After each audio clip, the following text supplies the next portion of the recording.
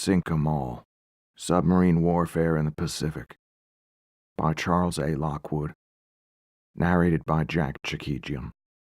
The dedication reads, "To my comrades of the silent service, and in memory of those who did not return." Foreword, by Fleet Admiral Chester W. Nimitz, U.S. Navy.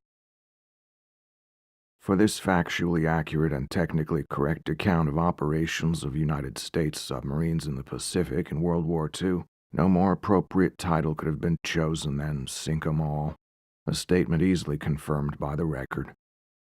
As British airmen are credited with saving Britain in those critical days after Dunkirk, so our gallant submarine personnel filled the breach after Pearl Harbor, and can claim credit not only for holding the line, but also for carrying the war to the enemy, while our shattered forces repaired damages following the treacherous initial attack of the Japanese and gathered strength for the long march to Tokyo. Because of the complete absence of publicity regarding our submarine operations during the war, and due to an understandable letdown in public interest in war news following the surrender of the Japanese in Tokyo Bay, the American public is largely unaware of their great debt to that relatively small but closely knit force, which had at its peak not more than 4,000 officers and 46,000 men, of which number some 16,000 actually manned the submarines. It is to be hoped that this interesting narrative will be widely read, and that the exploits of our silent service will take their proper place in the minds of our citizens. Certainly no one is better qualified to tell this story than the author, Vice Admiral Charles A. Lockwood, U.S. Navy, retired, who commanded our submarines in the Pacific during the greater part of the war. He writes with complete authority and authenticity, and has skillfully added to an official account that friendly human touch that makes its perusal an exciting pleasure.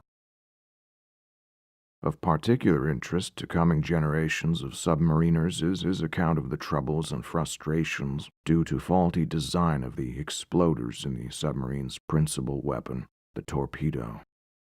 In the correction of these defects, the author played a leading and very personal part, as indeed he did in all aspects of the submarine war against the enemy, culminating in the penetration of the mine barriers blocking the entrances into the Sea of Japan in the last year of the war.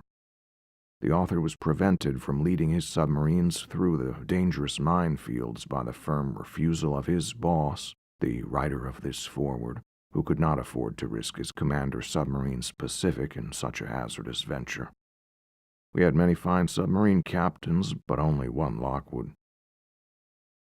There are few families in this country who were not touched by the war through the service of sons, daughters, or near relatives, and there are still fewer servicemen and women who are not indebted to our submariners in some way or other. I have in mind particularly the 504 airmen of all the services who were rescued from almost certain death of drowning, or worse, by the timely presence of lifeguard submarines.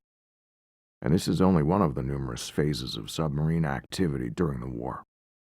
From lone wolf tactics to large-scale coordinated actions with the surface fleets, the submarines played their part with uniform success. Reconnaissance missions and clandestine visits to enemy-held islands for supply and personnel rescue were commonplace. But let the author tell these tales of valor and daring. What part can we expect our submarines to play in future wars? It is a sad commentary that weapons of war are seldom if ever outlawed or eliminated for reasons of humanity. It is only when such weapons become inefficient or ineffective against their countermeasures that nations no longer include them in their arsenals. By this standard, submarines will continue to be an important part of navies for the predictable future. And for this reason, this narrative, Sink 'em All, will be an important addition to the reading list of all who like to be well informed. It will undoubtedly be interesting reading to former Japanese ship owners and naval men, and to, disturbing thought, possible aggressors whose plans run counter to the interests and security of our country. Because of the high standard of daring of the many submarine captains involved in this account, there will appear to you to be a certain similarity in the story of each individual submarine's operations. However, In fairness to each individual crew of officers and men, it would be wrong to compress the story into smaller space, because to do so would necessitate omitting important successes. The very repetition of the many exploits of high standard are a tribute to the efficiency of the submarine as a whole, and to the officers and men who trained them for battle. C. W. Nimitz. Author's Preface. Just after his appointment as Secretary of the Navy, I received a most gratifying letter from the Honorable James V. Forrestal. It ran, "My dear Admiral, I've been getting quite a number of congratulations lately, and I feel this morning like congratulating somebody else. So this is to tell you that I think the work of your submarines recently has been splendid. That is an understatement, but someday I hope the full story can be told. James Forrestal." This gracious and sincere tribute from a very great secretary I passed to all submarines in our nightly newsletter.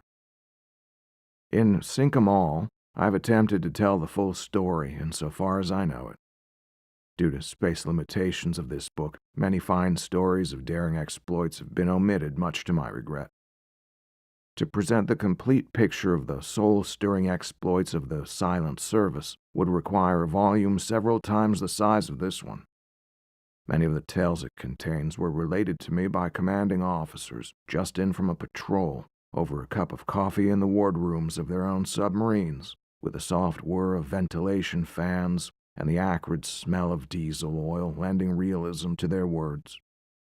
Others have been drawn from patrol reports, from the booklet U.S. Submarine Losses, World War II, and from the original Submarine Operational History, World War II, compiled by my staff and that of my successor, Rear Admiral Alan R. McCann, during or just after the war. My diary and personal files have been used to verify names, dates, and incidents. So many shipmates and friends have assisted me that it is impossible to name them all. High on the list of these are Captain Jasper Holmes and Commander Barney Siegloff and Chick Clary. Percy Finch assisted in cutting and tightening up the original manuscript to get it down to size. Last but not least of those to whom I am grateful is my wife, Phyllis Irwin Lockwood, without whose enthusiasm, keen advice, and tireless fingers the work could never have been completed. Charles A. Lockwood, Vice Admiral, U.S. Navy, retired.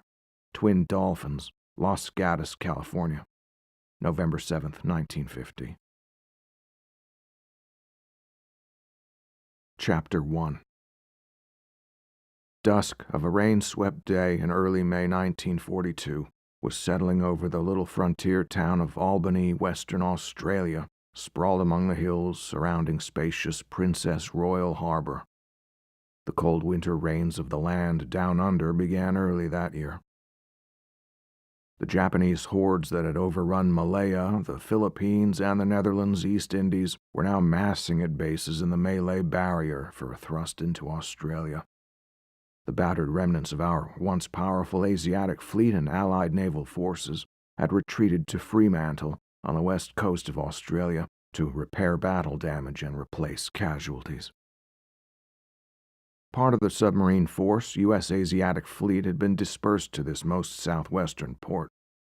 Normally a prosperous wheat, wool, and cattle shipping town, the harbor now was empty of merchantmen, and only the submarine tender Holland, with a half-dozen of her brood, represented the naval power of the United States. The shore defense consisted of perhaps 100 home guards and 2 ancient 6-inch guns.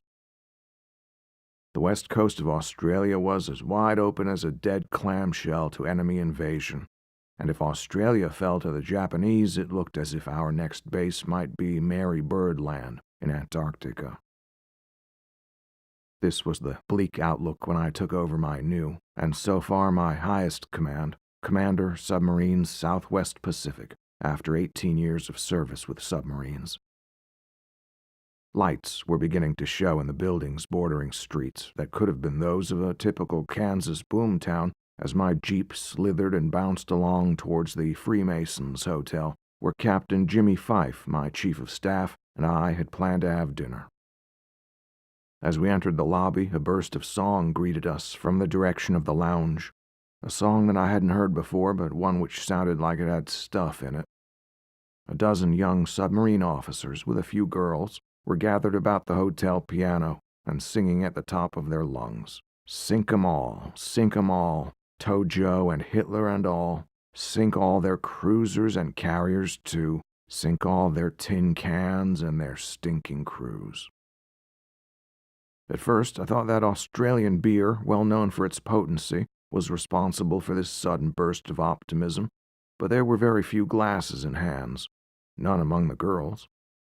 This was sheer exuberance of youthful spirit shouting defiance to the swarms of Japanese to northward who had already taken grim toll of our submarines and now threatened to overrun our temporary refuge. Sung to the tune of the Australian song Bless 'Em All, these fighting words were destined to keynote our entire submarine campaign in the Pacific, and their defiant ring bolstered many a man's courage in the dark days that were to come. The heroic last-ditch defense of our Army and Marines on Bataan and Corregidor had been a tremendously inspiring example to all of us, Americans and Australians alike. Many of our submarines had run the Japanese blockade into Corregidor, carrying cargoes of food, medicines, and ammunition, and bringing out evacuees, records, etc. The Trout, a Pearl Harbor-based submarine early in the war, had brought out 20 tons of gold, silver, and securities, the Philippine currency reserve. The stories of heroism and hardship which these evacuees from the Philippines brought steeled our hearts with the resolve that we too would go down fighting. For my own inspiration, I needed to look no farther than my own submarine officers and men, lads to whom nothing appeared too difficult or dangerous to undertake. All they wanted between patrols were a few necessary repairs, stores, diesel fuel, torpedoes, and the assignment of a good area for their next patrol, an area where plenty of Jap targets might be found. They were even making bets that we would have all Japan's shipping sunk by July 1943. Beyond a doubt, their stout-hearted front and resolute faces concealed many secret, questioning thoughts as to their chances of returning from these 50-day patrols into badly charted waters, infested with Jap planes and anti-submarine craft, but thank God they gave no sign of faltering, for I myself was never free from a haunting fear that I was sending them to their deaths.